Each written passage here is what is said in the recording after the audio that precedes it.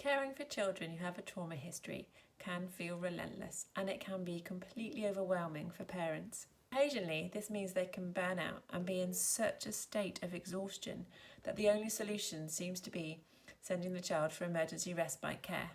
As the services supporting care experienced children and the adults that care for them, we need to be proactive in putting in enough support that this doesn't take place. I want to be clear, I'm not advocating this as a plan, but wanting to help children when it does happen as a last resort.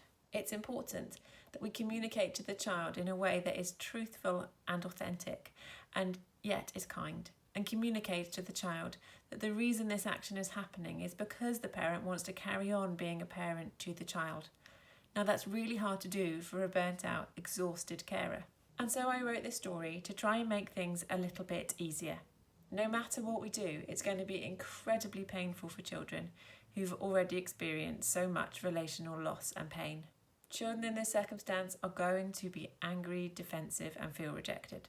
The story of Mum's battery ran out is an attempt to make this conversation a bit less painful by talking about a character who's experienced something similar.